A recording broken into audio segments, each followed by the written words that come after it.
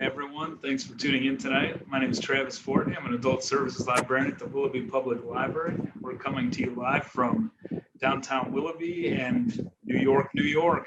Tonight we're going to talk to Jakob Guanzon about his new book, Abundance.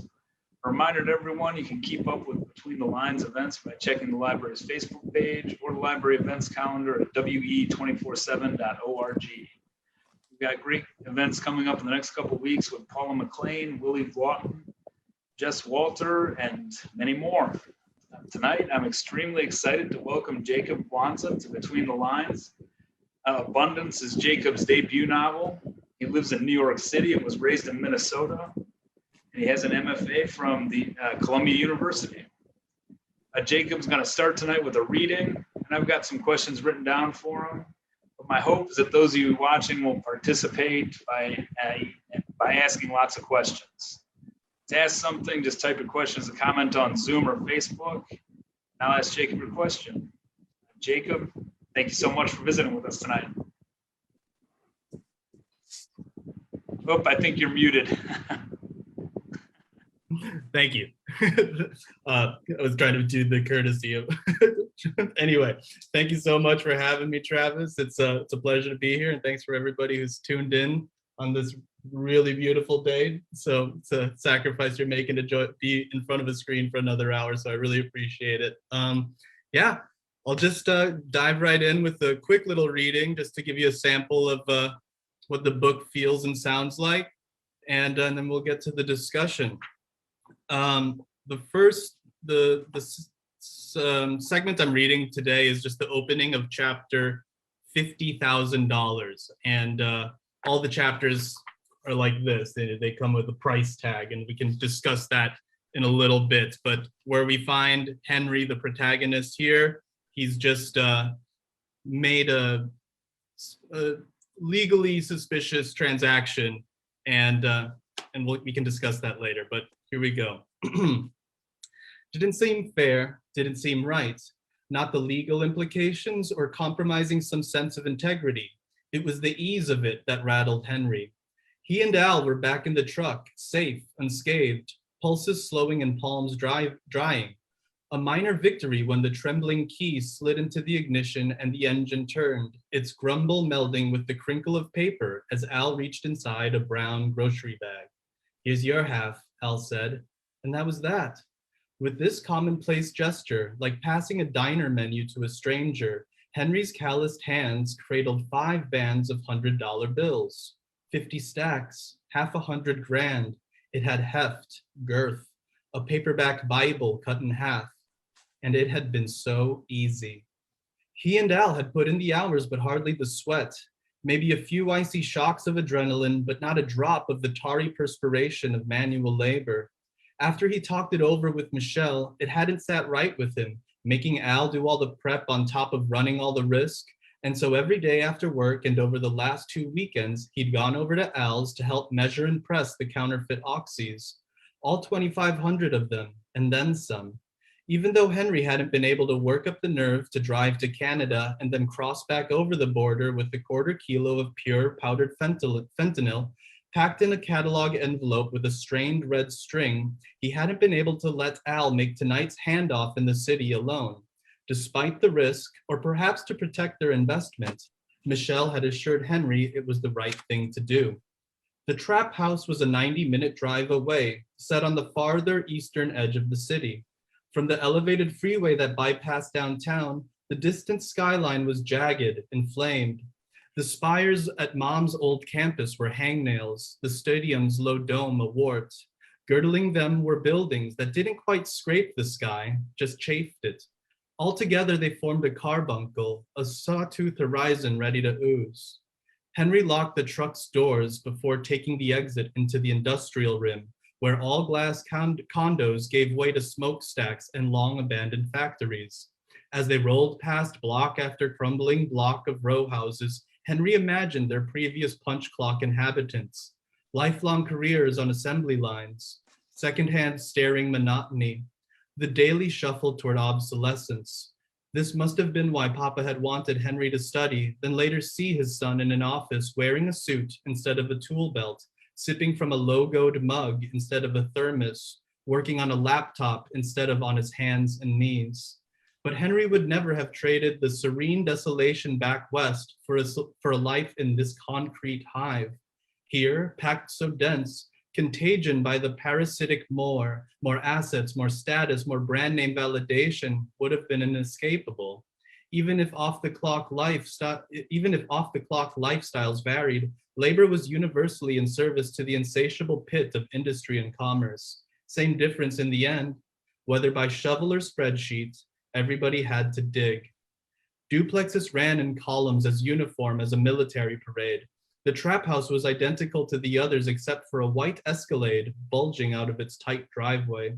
Al winked at Henry before poking the doorbell.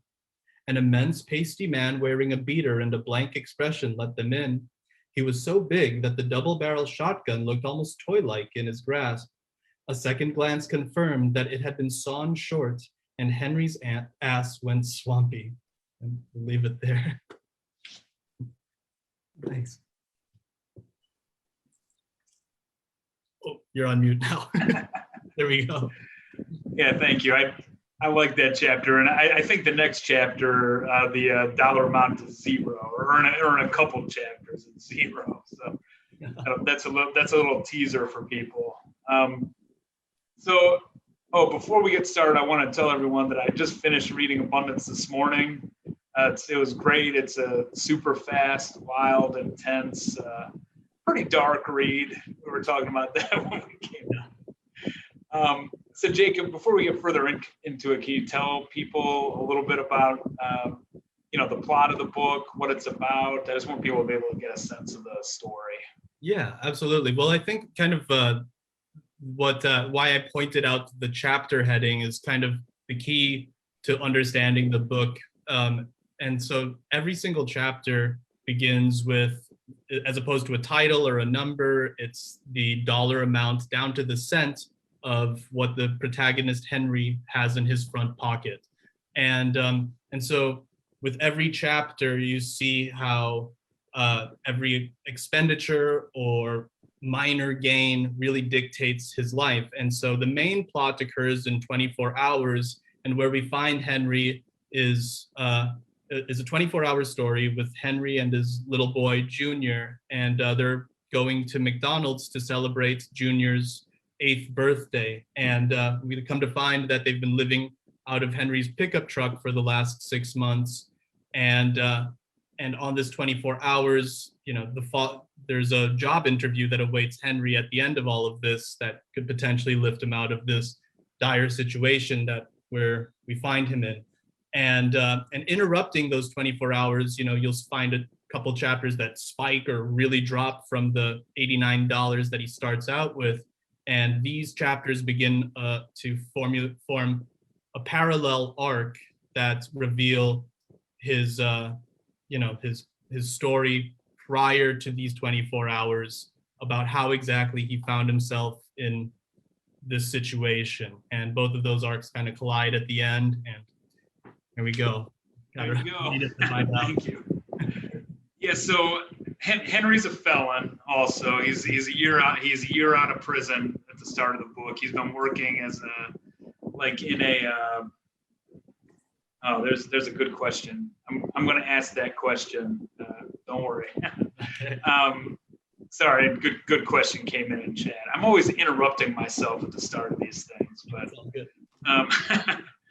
so at the start of the book, he's working in a gold plating factory, and he's got his kid with him, and he's trying to provide for the kid in a very dire situation. Can't get a job because he's a felon. So I wanted to ask you, do you have to do a lot of research about writing from the perspective of a felon or someone who'd just been incarcerated? Did you do research into reintegration or?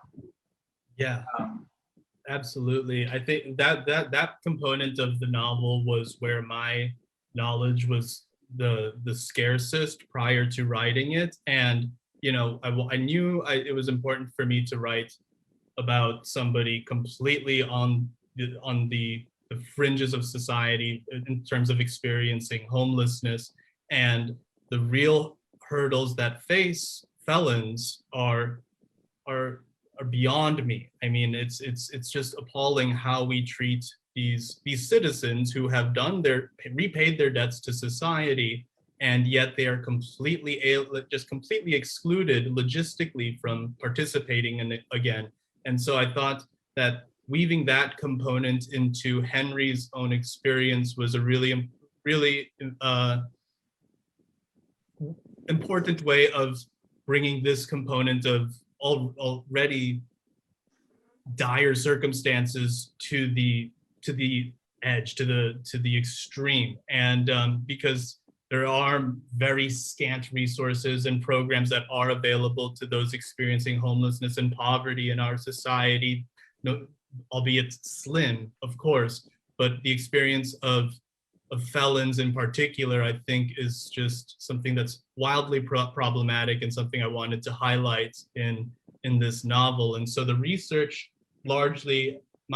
largely drew from Michelle Alexander's work, The New Jim Crow, which is a very academic kind of text, but really highlights how exploitative and manipulative the plea bargain system is in terms of just streamlining the judicial process for the sake of efficiency, and that leaves society's most vulnerable with plea bargains, deals that they have no say in, right? And then the reintegration process, I really relied on a memoir by, his name is Shaka Sangor, and he wrote a beautiful little book called Righting My Wrongs. And I cite both of them in the acknowledgements of this book if you're interested in following up. But that was a really interesting look at not only the incarceration process, but what it's like to try and build a life when so many basic lifelines are cut off from you as you're in this wildly vulnerable position.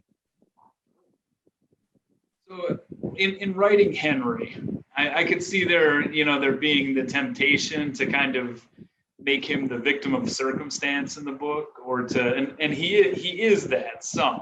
I mean, he's certainly, the system doesn't treat him well, I guess. Yeah. But he also takes some pretty major wrong turns. He does some pretty horrible things in the book. Yeah. So my question to you is, did you think of Henry as a good person while you were writing it? I think Henry, in my view, is somebody who, like all people, I was about to say all Americans, but really all people who do the best they can with what they've got. And given Henry's circumstances, he's trying to be good, trying to be a decent role model and father to his son, and also even as a teenager, he's doing the same silly stuff that a lot of teenagers are getting into, and yet, he gets caught, right? And some of us are I think about my little brother and I, just the luck of the draw in terms of getting pulled over or not, or coming home drunk or not, right? It's just those chance occurrences that can really throw your life for a loop. And yeah, you're right. Henry does do some appalling things, but I mean, I think any reader out there, or any writer out there is guilty of doing some appalling things too. That's part of being human. And so it's how we handle the consequences of those decisions that are demonstrative of character. I think I can say this without spoiling anything for anyone, but I'll get you to answer the question because I'm interested in it. But we won't spoil the plot. So there's a scene when Henry buys a beer, and he could have used the money for something that he really needed later on, and it's a huge mistake, a huge it's kind of like devastating reading it. And I was just wondering, what was it like to write that scene? I mean, how did it come out like that the first time? Did you have to make yourself force him down that road, or do you know what I mean? Do you know what scene I'm talking about? Yes, absolutely, Yeah. because I think that's real. I've gotten mixed, talking about that scene as well as the moment when they go to Red Lobster in the chapter that I just read. I love that chapter. I mean, it's yeah.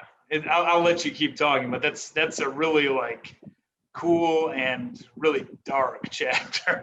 Thank you. And that that that that purchase, right, of a beer in that the scene that Travis is referencing, something really good happens to Henry, and he wants to celebrate. He's down to his last couple bucks, but he deserves a beer, and that is such a minor treat when we think of how we come home at the end of the day, how anybody who's got a full-time job and able to stay afloat is treats yourself, whether it's to a night, a decent meal or a beer, what have you, right? And these are mine, and that I think it's interesting that this decision for I believe the beer was $2.79. He got a tall boy, a 16-ounce pounder that when he could have just gotten a 12-ouncer or something, right? And that this decision incurs judgment calls because of Henry experiencing poverty, I think is a really interesting social phenomena, and is also reflective of how society will judge the way people spend their welfare checks, right? And I have a friend who works at the VA and works with all of her clients. All of her are suffering from PTSD, and she mentioned how and they're all, a lot of them are on welfare, and the kind of conversations she has with them, and she really those particular decisions really spoke to her, because she thought of how true and honest they were, and how complicated, and what they spoke to about society judging the way people on welfare and other vulnerable positions in society, financially speaking, will incur judgment based on their little splurges, right? And these are moments when their lives are so damn dreary and tense. And when you know that this tiny sum of money that you have, with how money works in your life when you're constantly at the edge, that it's not going to make any difference, so you're damn well going to enjoy it. That was what I wanted to bring to the forefront of the book, that this isn't yeah, sure, there's a reader where we're inclined to judge, and that's great, but it's also kind of a reflection of how complicated it is to pass judgment on a single decision a person might make who's in a very vulnerable position, and not think about the broader circumstances about why they might have splurged their welfare check or whatever little sum of money they might have on just a little treat, right? So I'm really glad you brought that up, because it happens, right? It's a tiny thing, and it wouldn't be a big deal if someone was going back to their house and having a beer. But of course, Henry's living in his truck, So Yeah, it's really good point. So what inspired you to write about the like issues of poverty, income inequality? Yeah. I mean, Yeah. sorry. No. It's. I mean, I think I went to grad school at Columbia here in New York, and I think during the experience, it was a wonderful experience. I learned so much, but I also was surrounded for the first time by people from real serious wealth, and having studied sociology for undergrad, I'm always inequality has always kind of framed my lens of understanding the world in a much broader sense, and so it really kicked in the gears about trying to understand how people in this city can so easily reconcile these discrepancies of wealth that are right there on every street corner, and multi-million-dollar penthouse that are, within not even a mile radius. And so this really shoved my interest toward those who are hurting and at the very, very fringes of society, and wanting to dive into that. And I didn't think New York was the right setting for that, just based on my own experiences and what I could kind of inject into the novel based on the landscapes that I was familiar with and the people I was familiar with. So I wanted to set it more in a kind of, any town America, but really drawing on, my experiences back in the Midwest. I originally from Minnesota. And so that, I think, just those discrepancies here in New York is what shoved me into that area. And yeah, I'll just leave it at that. Yeah, that sounds good. Well, I think that's a good point to kind of segue into, because I wanted to ask you a few questions about work in the novel, because we're doing this series of talks and workshops about writing the working class, and there's so much about work in this book. I mean, Henry is, the main plot of the book is him trying to, he's motivated by trying to land this job. He's got this dream job. He's trying to land it to tragic effect. But I wanted to ask you first, how did you approach writing in the point of view of, maybe we've already gone there, but how did you, someone who's not necessarily from that background, approach writing from the point of view of Henry? Yeah, well, back in Minnesota, I worked on a really small landscaping crew in the summers for about 7 years, and winter times I'd be flipping houses, taking other side jobs with the crew I worked with. And so that a lot of those scenes are informed by, the kind of grueling manual labor that I did in high school and to get through college, and also, befriending, getting really, really close to the guys on the crew that didn't have the same opportunity as me as going to college. And I think that was one of the things that kind of was at the genesis of this idea of kind of imagining myself if I hadn't had the chance to go to university, which, I was no smarter than a lot of my buddies that didn't do the same thing as me. I just got this crazy opportunity through a scholarship, and that opened the doors and put my life on a completely different direction at no real merit of my own. I'm not special. I'm not unique compared to them. Hell, I won't, I think about how creative and hardworking and kind the guys I worked with are, and where, the life paths that they've been on. And it's really fascinating just by certain chance opportunities that can throw you this way.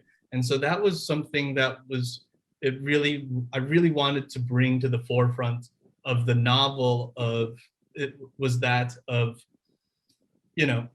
Talking about how, one, that work in our culture is essentially, besides monetary gain, but just work as itself is such a core component of how we validate ourselves in our society, how we identify as individuals. We're not valid until we're fully employed.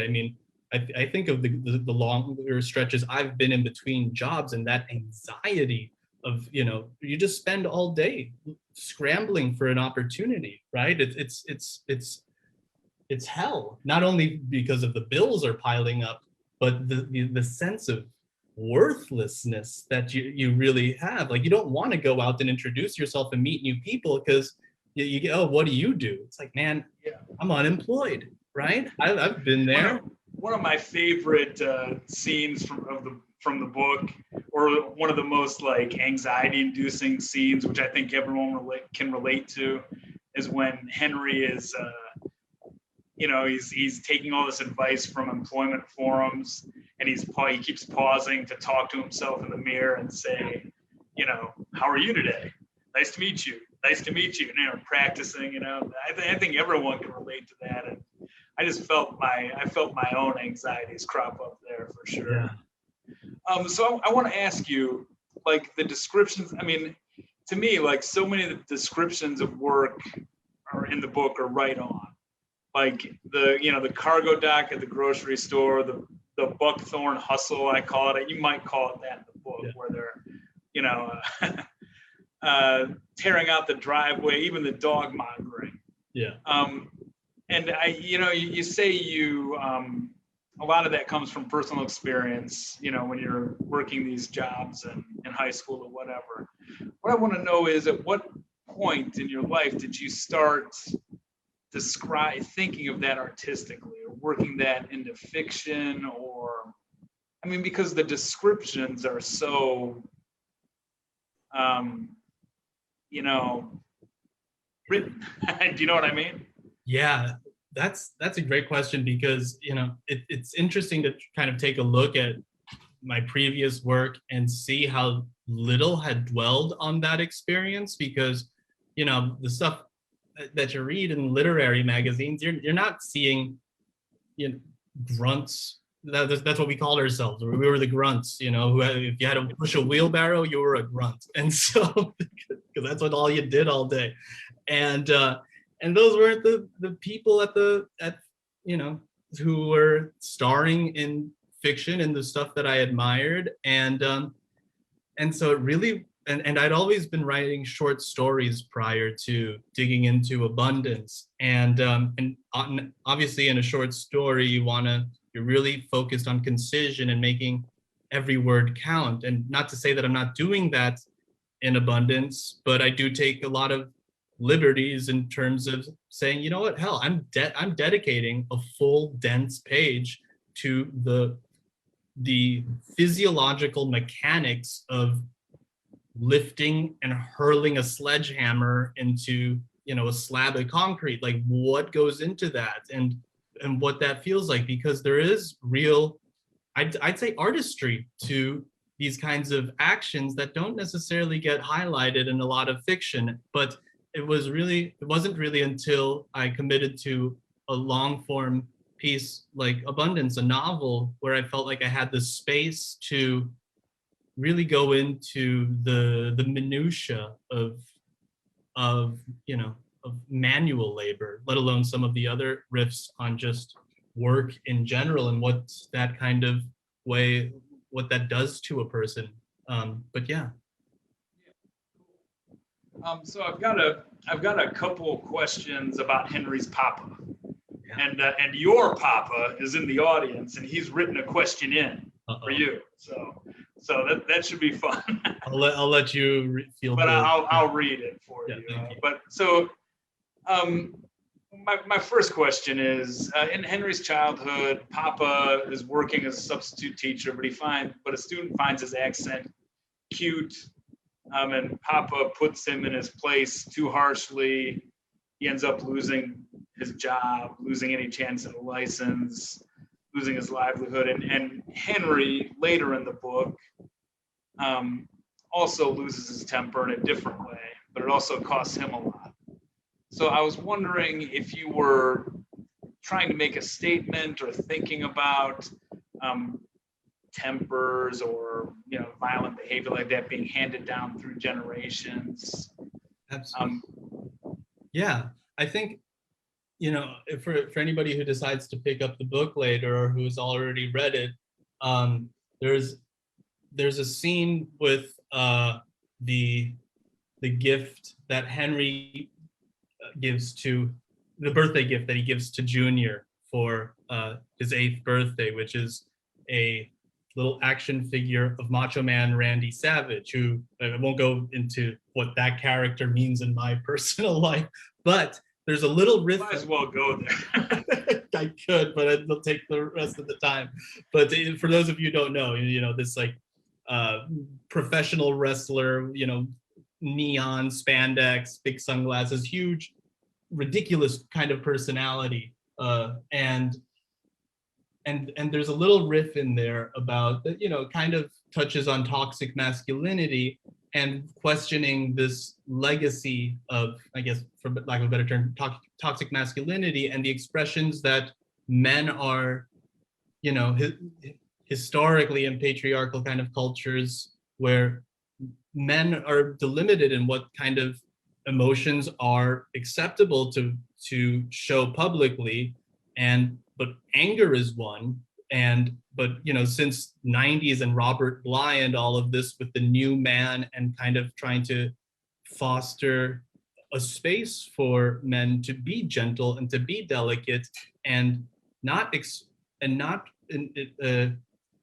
channel any kinds of frustrations, fear, doubt, loneliness as anger, is a legacy that, you know, Henry starts kind of developing a certain self-awareness of, and because he certainly had inherited that from his father, not necessarily rage, but the ability to the limited ability to convey emotion outwardly in other manners, because certainly there's so much more going on below the surface than anger, but anger is what makes it out. And so questioning that in terms of what he wants to instill, what kind of emotional maturity he wants to inculcate in his own child, his, you know, the next generation, is a big thing that looms over Henry. And that's certainly one that I wanted to, you know, kind of explore, especially with the opportunity of having 3 generations of men in this story. So I was listening to another interview this morning that you gave earlier in the month or whatever. You mentioned that your father is an immigrant from the Philippines. So I don't know much about Filipino culture, but reading the book made me wonder what masculinity is like in the Philippines, what fatherhood is like in the Philippines. And I was wondering if you could talk about that. Yeah, I think for you know, audiences who aren't familiar with Filipino culture, the most reductive way I like to, you know, the most reductive analogy that I do think is kind of funny and telling is like Filipinos are the Italians of Asia, like very Catholic, big families centered around food, but follow that kind of, you know, Catholic familial organization, right? Where the father calls the shots, mother's there as the defender and of the father's rules, and the children got to obey, you know, play by what happens, and respect is at the core of it, you know, like that component of respect for the family is really the cultural adhesive within a family unit. And I think that, and so that kind of way of organizing the family unit begins to, you know, make itself evident in other components of Filipino culture as well, in terms of, you know, respecting hierarchies and displaying one's power, right? In terms of feats, I don't want to call, I was about to say feats of machismo, but, you know, just exerting that kind of dominance, you know, like the posture and the gait and every way you carry yourself is a huge component of that, you know. In so terms is the turning over the paycheck thing from the book, is that a genuine tradition? I mean, oh yeah. Oh, and, yeah, okay. And not just the Philippines, across Asia, that's a very common rite of passage, you know, that the first paycheck goes to your parents. My partner actually, you know, when she got her new job, that the first she, you know, she's 32, and her first paycheck went to her parents again, you know. Nice. So like that stays. Okay, so here's the question from your dad, and it's a great question. Thank you for the question. But it says, while there is ample emphasis on Henry's biracial references to his immigrant father, the novel seems to refrain from connecting this facet of his identity to his current plight, his situation. Can you speak to this? Yeah, I think I don't. I don't think his biracial identity that was necessarily uh, the core factor of what pushed him into the situation in which we find him in this particular novel. It was certainly one contributor, but I think again with the novel you can parse out lots of different very complex and intricate systems that are broadly systemic and familial and on the relationship level, and so to kind of delimit it to just one demographic marker or component of his identity that would have driven him to this, I think it was important to highlight this component of his identity and think of it as a contributing factor, but not as the sole,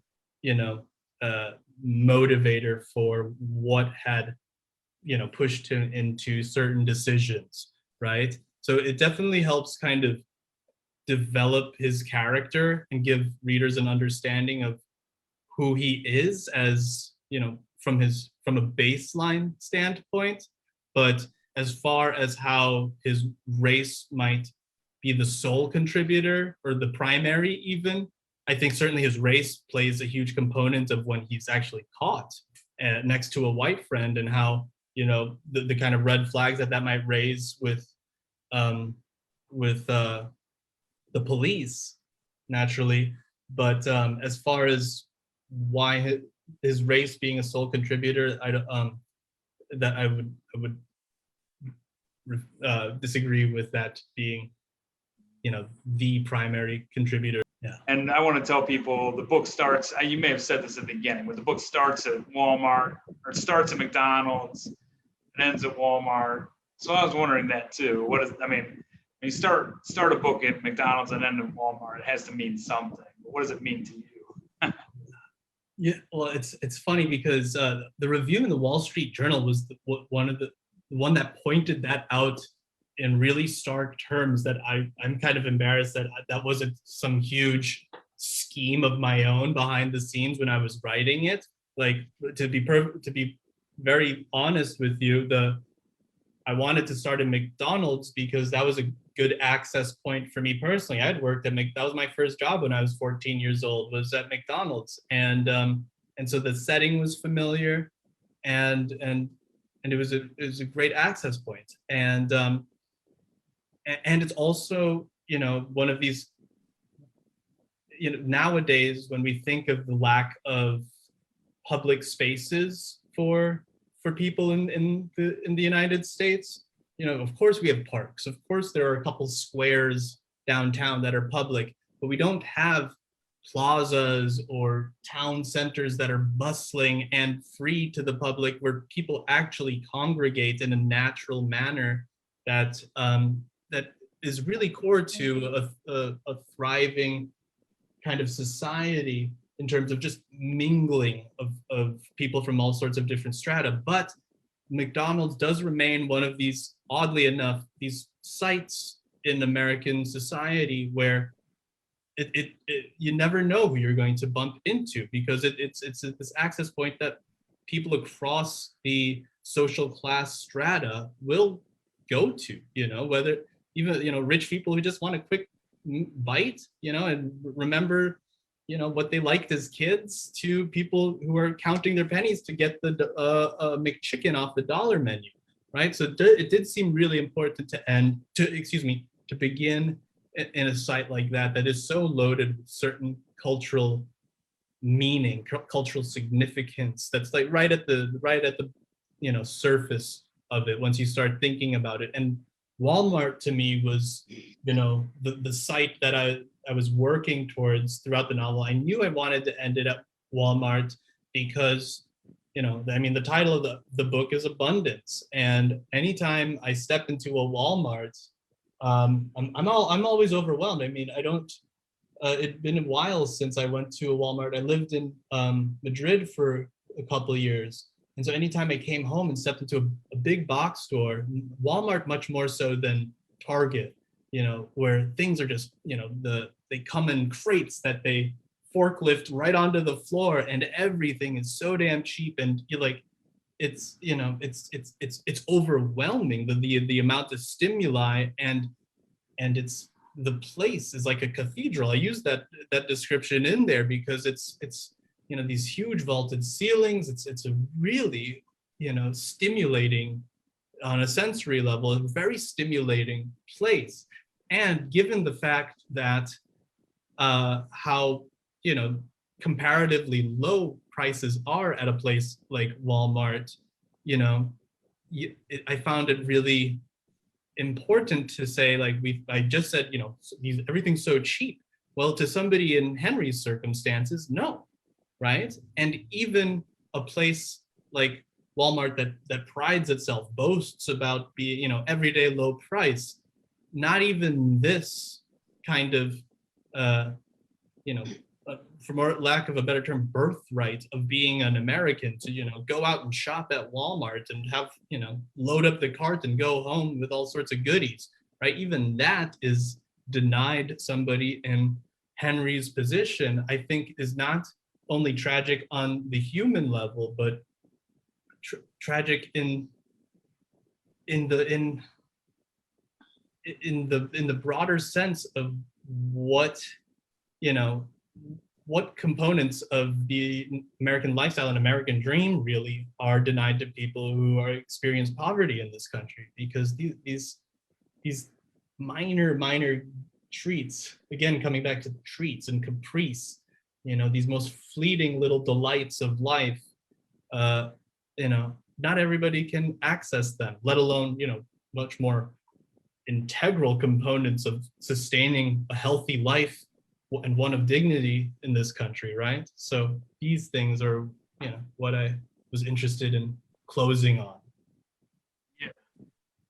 Yeah, I like the, I think it's like a 15-page rant section, and, you know, it's like a 15-page paragraph takes place in Walmart at the end of the book. I like that scene. I think I'd read probably 4 or 5 pages before. You know, it's really the climax of the book, and I think I probably read 4 or 5 pages before I realized, oh, I'm reading one long paragraph here. But it made me wonder, were other parts of the book originally like written in that stream of consciousness, you know, like infinite scroll style? Did you have to kind of pare some of that back and just use it in the climax? I just wondered. Oh no, that's a really cool question. But the truth is that I, you know, like I just said, that Walmart was kind of the end post for me. I was working towards a scene at Walmart, and the more I thought about it, I wanted to, do that kind of intense sort of stream of conscious, but, you know, like a wall of text way of relaying a story, and not only story, but, you know, mingling the sensory imagistic details of Walmart while still moving Henry's actions and thoughts and little flashbacks, and weaving that all together in as driving of a way as possible, but without leaving that format, because I thought that format was like, I mean, anybody who, at least myself, when I pick up a book and I'm getting a little sleepy, I'll take a peek at, is there dialogue coming up? Is there a little like kind of respite of white space on the page? And just to know whether, like, what I'm getting myself into in terms of breathing room as a reader. And I wanted that experience of, even for anybody who just took a peek, let alone commits to reading those 15 pages, to go, oh boy, we got to buckle up, because there's something that gives you a little bit of pause when you see that, let alone once you get into that text. And so that's why I wanted to dedicate that form strictly to the Walmart scene, except for the little taste of it in the when they get pulled over. There's about a 2 or 2.5 page cascade of text It's like a sample because Oh, was there? uh, Yeah, I, I see, I wanted to didn't even kind of force notice, that. but that was a climactic scene too, though. So. Yeah, but good eye. Um, yeah, so I want to ask a few questions about like the writing process, since we had some people come in right from a writing workshop right before this. And before I start asking these, I want to invite people from the audience to chime in with your questions too, and I'll ask. So, Great. but so Abundance was your first novel. And since there are a lot of aspiring writers listening in, I wanted to ask you what the publishing process was like for you, and also how writing a novel was different from writing short stories. Oh yeah. I'll start with the second part. And because I always thought of myself as a short story writer, at least for the first part and of my career, because just coming out of grad school was really the first time I'd taken it seriously. I'd always tinkered, I'd always loved it. It's always how I liked spending my free time was writing, but actually pursuing it in any serious manner in terms of getting the work out into the world didn't start happening until grad school. And the short, I've kind of told myself until I get the short form down, I'm not going to try and waste any reader's time with anything. I think it's such a it's really precious to have a complete stranger pick up your stuff, your work, and give you a chance, right? And so um, Abundance, get where I was at my career, also started as a short story, but seeing the kind of potential that budgetary organizational conceit offered made me kind of allowed me to run wild with a novel.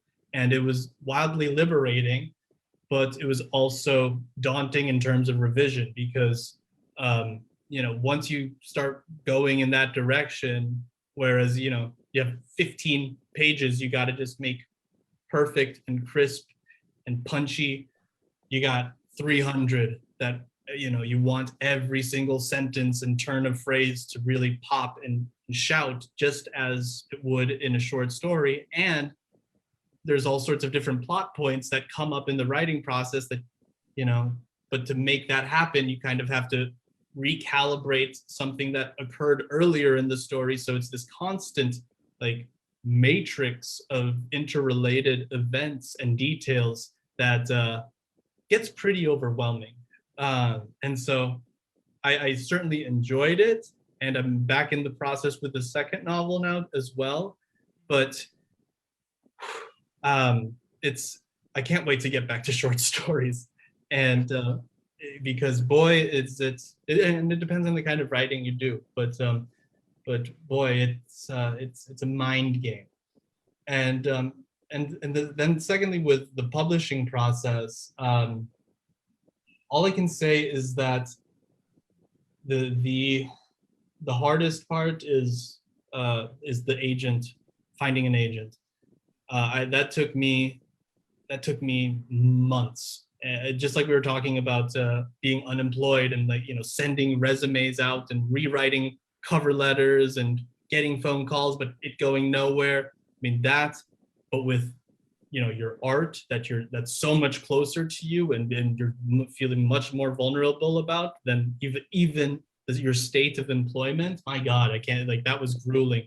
But once you do find once I did find an editor, or excuse me, an agent, that burden was off because you had somebody who's really, for them to choose to represent you, they're going to be really believing in you because they're going to be putting in work. And I'm really, really grateful to my agent. His name is Chris, because he was one of the first people who saw something in Abundance that, I'd shown it to friends and stuff, but he really believed in it and fought for it. And I mean, to have somebody in your corner like that when you're a total unknown is just, it's the most reassuring and comforting thing.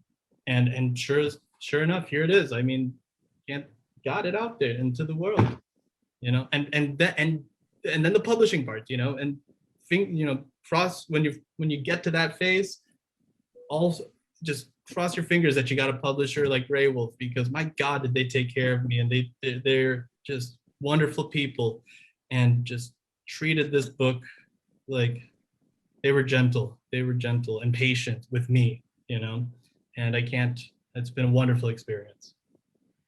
We got a couple more audience questions. One is, what was your favorite scene to write? And which was your favorite scene when you were writing the novel, and which is your favorite scene now? I think some of my favorite scenes, my favorite one. I'm gonna guess. Please, I'm gonna guess the Red Lobster scene. What was that your favorite or no? It kind of reads like it. Man, well, that's quite the scene. It really is. Congrats on that one. The setting is great, and just the way the action kind of cascades and they do horrible things. I mean, it's a great scene. It really is. Thank you. But was it your favorite to write, or? I gotta admit, my favorite to write was any scene with the dogmonger who. Oh, that's great too. That sounded like a lot. I mean, that seemed like a lot of fun, for sure. Just the dialogue between those two, just that ping pong of just Henry just trying to bite his tongue and not throw that guy's head through the window. It's just like all of that was, I thought was really fun to write, and also to edit, because trying to draw out that tension for as long as possible, and try and find that right boiling point or cracking point, really. It's really fun in the revision process, and those are the kinds of, because I think not just the writing process, the editing and the revision process is really where the work for me personally goes. And so that one, and also, I mean, Jesus, the Walmart scene, where it was a lot of fun to write, and then later work with my editor Steve on finessing, was it was a really collaborative act to get it just right, and to have work with somebody like Steve to go into those details and go into the minutia with a scalpel was really, really exciting. Just for any other writers out there, how lonely it is, this kind of work, and so to have somebody dig into it with you is really something else. So another audience question that's kind of reminded me of a question I had too, but the question is, what would you like to see the reader of Abundance do about poverty and the perversions of the justice system in America? But I was wondering, I noticed someone asked, just pile on with a related question. I noticed that Henry visits libraries a few times in the book. Yeah. And so I had the question, what kind of services should libraries be offering for people like Henry? Whew, that's a hard one, because I really do respect the kind of work and resources that libraries do provide, in terms of one, a public space where everybody is welcome and can feel safe and can enjoy not only resources to history's knowledge, but also a place to just get away from the elements if you're in a position like Henry's, right? Where nobody's going to question you for being there. And also the kinds of, community-based efforts in, like bulletin boards about helping people find resources if they're in a tight situation or whatever. But the fact of the matter is that I don't think that libraries ought to necessarily be shouldering the burden of assisting people in vulnerable positions where certain components of the social safety net have been broken and never redressed in our country. And nowadays libraries find themselves in a position to kind of be that resource, and it's very commendable, admirable, and thankless work a lot of the times. but I think that the work that really ought to be done is, making sure that the appropriate components of the social safety net are reestablished, are resecured, and made, openly available to help people, not only in situations as dire as Henry's, but, to take precautionary measures in terms of, securing food stability for children that are in school, that are providing good education to students that are across the social class strata, and not only like safeguarding the futures of the middle class children and upwards, but really making sure that all students have as bright of futures and opportunities that that anybody else might have. So these are the kinds of things that, like I said, while libraries are doing a great job of shouldering this kind of work, and really, meaningful charitable efforts,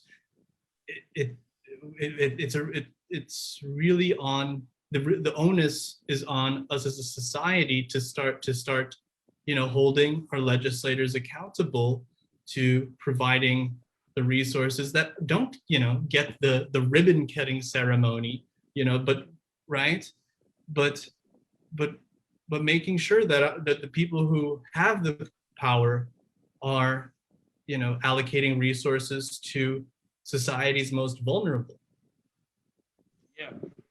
Yeah, as a librarian, I used to work actually in an inner city library and do a lot of I guess reintegration type work.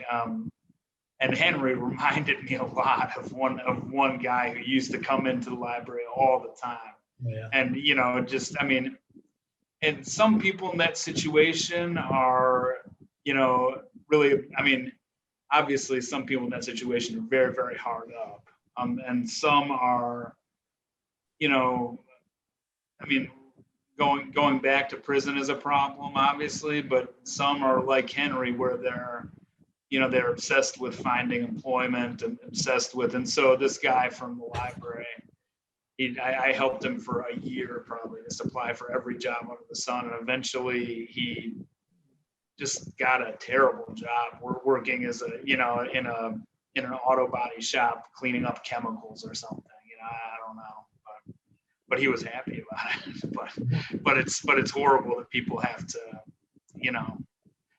that's the best you can hope for, So another audience question, and then we can wrap up here. I've got a fun question that I always ask people about books. So, what would you like to? Let's see. Oh, that's the one I already asked. Never mind. All right, so I'm interested from your point of view. Maybe this is like the topic of your new book, because maybe you've been writing a book during the pandemic. Who knows? But you're a fairly recent MFA program graduate. Presumably, you hang out with writerly types. You live in New York City, so you're someone in the know about trends in writing. So I'm wondering, how do you think the pandemic will affect artistic output? Do you think everyone will be writing like dystopian isolation horror or something? Or what's the great pandemic novel gonna look like? Or are you writing it right now? I don't know. Don't worry, I'm on it, you guys. Yeah, right. No, it's really interesting because it's still too early to see what kind of work what will come out of it right now. And talking to writer friends here in New York and elsewhere, there's been a huge mix of how people have responded to lockdown, and a lot of people have, even throughout the year, have been struggling to write because it just, I also understand the sentiment of writing and art feeling a little fickle, especially before the election. We're in this very helpless point, and the need for kind of practical activism beyond writing stories and fictions when there's a real urgency to act was really debilitating throughout the lockdown year, and even as we what is going to come next is a real mystery to me, and I feel like it could go in very like hopeful manner. I think the country, the pulse, my reading on the pulse is like almost naively hopeful right now. Just the kind of news, that the way the news is being presented right now, it's like, oh, okay, we got a new president and things are better, vaccines are going. And I think that writers need to keep their nose to the ground on projects that were a little bit more skeptical and cynical, that were initiated during lockdown, because so many of these social issues and ailments are still there. Just because we have a shift in power in DC of all places is not indicative that we're necessarily on the right track. There's a lot of work that needs to be happening on the ground level, and a lot of scrutiny that needs to be applied to a lot of the workings that are occurring in to the side of where the camera is pointing. And so I think the next year for literature is going to be interesting, because I think publishers want to put out hopeful work. I think that's that's sellable right now, just based on the cultural barometer. But where artistic, curious, cynical types is not going to align with that necessarily. So we'll see what gets put out. Is the book you're working on going to be hopeful? Is it? You read Abundance. There's moments. There's moments, and I think I've got my hopeful moments as well. It's impossible to proceed, without it. But goddamn, Do you think that? I mean, one more question about Abundance. Do you think there's Do you think you left a window of hope open for Henry at the end of the book, or did you mean to close it off? I mean, I'm just curious. I think the hope resides in Junior, and when you get to the last chapter, I think I've dropped in. I did my work to drop in as many subtle cues that there's reason to believe, there's reason to hope for Junior. Henry's fate is. You think it's sealed? Yeah, I was just hoping for a turn at the end there. You'll probably hear about it in Goodreads from readers at the library. I know. So I want to ask you about other books. That's what I always ask people at the end. So, are there other recent novels that deal with issues of poverty or income inequality that you would recommend? Recent? Let me think. Or even not recent. Well, let me think. I mean, there's of course Shuggie Bain that won the Booker. That was last year. That's incredible. And also, I did a talk with Leslie Tenorio. Where'd the book go? But I've got the book leaf, and it's called The Son of Good Fortune. And this novel is beautiful, and also deals with characters, undocumented Filipino characters. That it's a beautiful novel. It's really funny too. It's characters in similar situations, or just struggling, especially where it's so hard to get, like a felon really struggles to get work being undocumented. You're in that same position of really having to scramble to find ways of feeding yourself, of earning money. And but he handles it. It's I mean, completely different novel from mine, but also really honest, but fun and moving as well. And any other great new novels that you would recommend, just on any subject? The one that I'm really psyched about, I read it last month, is this one. It's called The Twilight Zone by a Chilean writer named Nona Fernandez. And Grey Wolf put this out around the same time as me, and they sent me a copy. And I mean, not to just like toot Grey Wolf's horn, but this book just blew me away. It's a journalist kind of reflecting on the Pinochet campaign to just crush any dissent, any like whispers of dissent, and even within the ranks of the armies that are going out there to just make people disappear. And